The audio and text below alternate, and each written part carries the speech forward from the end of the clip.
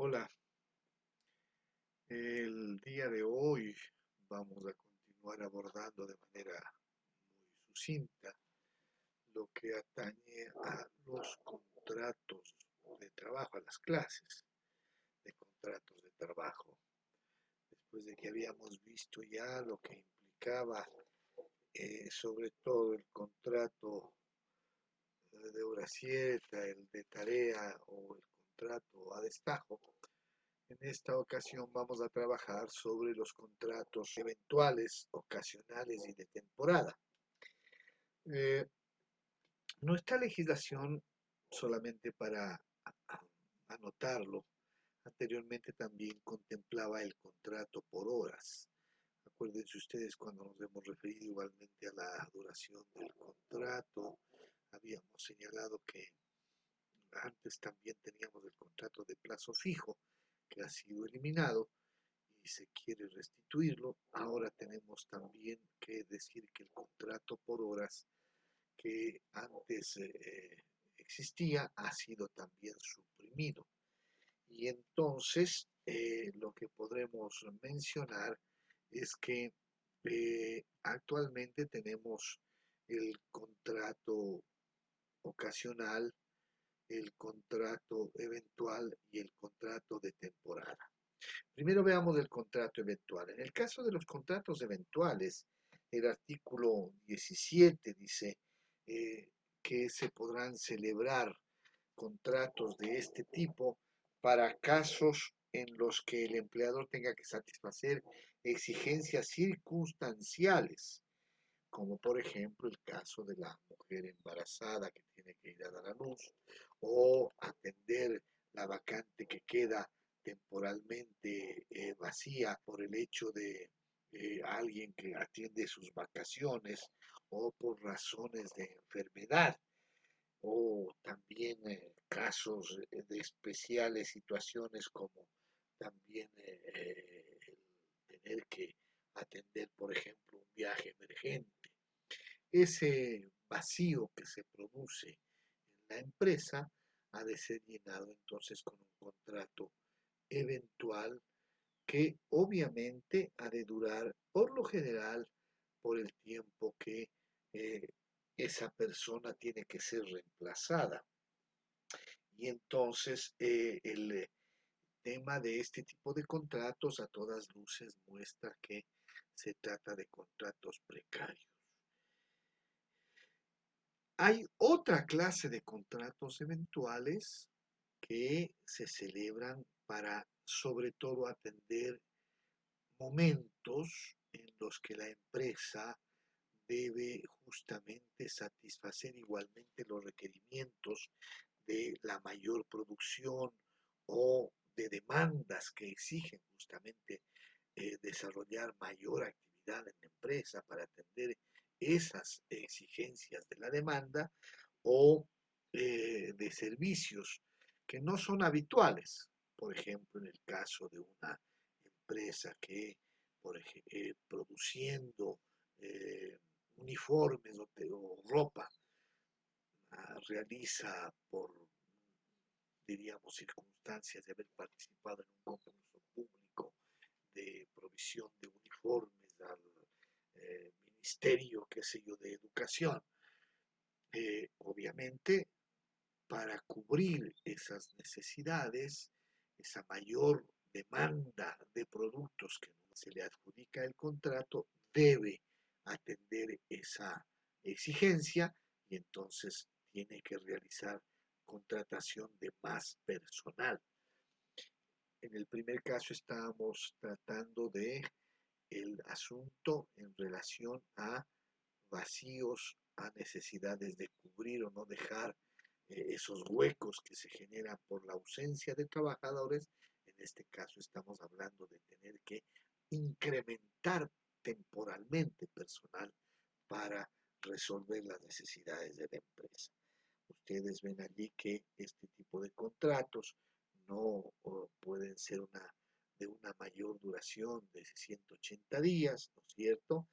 Y eh, el tema es que inclusive se establece que si es que estas posibilidades se convierten reiteradas en la empresa, inclusive darán lugar a que los trabajadores sean contratados como trabajadores de temporada. Y aquí entonces, ¿qué es el contrato de temporada de una vez? El contrato de temporada puede también producirse o puede generarse para atender no estas ocasiones o estas eventualidades, mejor para ser más adecuado. De hecho, efectivamente, nuestra legislación usa los conceptos y pueden producir confusión o al querer explicar nosotros también los docentes podemos provocar confusión. A ver, digo entonces, los contratos de temporada se diferencian de los eventuales en el hecho de que más bien, siendo que los eventuales tienen circunstancias que no siempre ocurren, no son constantes, no son habituales. En el caso del contrato de temporada estamos, sí, ante circunstancias de la empresa que requiere mayor personal, dado que en determinados periodos del año se requiere justamente atender exigencias mayores de la actividad empresarial. Como ocurre, por ejemplo, cuando tenemos una empresa que produciendo, qué sé yo, eh, maíz, siendo que se dedica permanentemente a producir bienes o a productos agrícolas de este tipo, habrá necesidad de cada cierto tiempo incrementar personal para atender la cosecha, por ejemplo. Entonces, en temporadas de cosecha, en temporadas de siembra, habrá necesidad de contratar más personal. Lo mismo ocurre, por ejemplo, en empresas como el Supermaxi, en donde en periodos como el de las Navidades se requiere también de tener más personas, tanto para las perchas, para poder poner las perchas, para poder inclusive embodegar y desde luego para poder también atender el pago de los clientes en las cajas, es decir, de cajeros. El contrato de temporada entonces es un contrato que se eh, ventila o pretende atender justamente estos ciclos o estos momentos que en determinados ciclos de la actividad empresarial se demandan más trabajadores, ¿no es cierto? Y en este caso, el empresario está obligado a cada ocasión, cada temporada, eh, convocar a esos trabajadores que ya los contrató anteriormente para que sigan laborando en esos periodos de esos ciclos o temporadas que se realizan. El contrato ocasional, a diferencia de estos otros, es un contrato que pretende atender determinadas necesidades circunstanciales que se pueden presentar en, un, en una determinada empresa. Entonces, eh, probablemente se produce un daño de maquinaria o de las instalaciones, hay necesidad de arreglar las instalaciones de agua potable o eléctricas, porque algún acontecimiento ocurre, puede producirse, qué sé yo, por ejemplo, un cortocircuito que daña buena parte de la red eléctrica de las instalaciones de una empresa, y allí entonces probablemente sea pertinente contratar electricistas para que arreglen aquello o personas que conozcan de el manejo, en el caso de la red de agua, por ejemplo, de las instalaciones de agua potable, que conozcan ese tipo de temas, ¿no es cierto? Y entonces eh, se los contrata para que atiendan específicamente esa necesidad.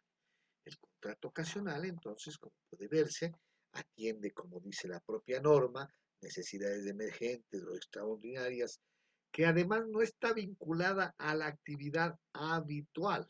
Entonces, claro, en una empresa que produce zapatos, no es habitual para ella el tener que resolver problemas de electricidad. No, no es para nada su, su objeto, su giro de negocios, ¿no es cierto? Entonces, ese es el asunto.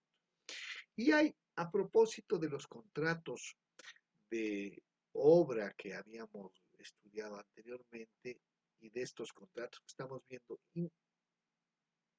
en el año 2016, me parece, se incorporó una norma que nos habla del contrato por obra o servicio determinado dentro del giro del negocio. Estos contratos se hicieron para resolver justamente un vacío que se ha considerado existía, sobre todo en casos en los que empresas constructoras contratan trabajadores que, claro, o sea, no se los contrata de manera permanente porque la labor también de la empresa depende de poder tener proyectos u obras que realizar. Entonces, en esos casos a los trabajadores se los contrata para que puedan permanecer en las labores durante el tiempo que dura la construcción de una vivienda, de un edificio o de un puente. Entonces, allí estamos hablando justamente del contrato por obra o de servicio determinado dentro del giro del negocio. El contrato dura, como dice, hasta que se concluya la labor o la actividad para la que el trabajador fue contratado.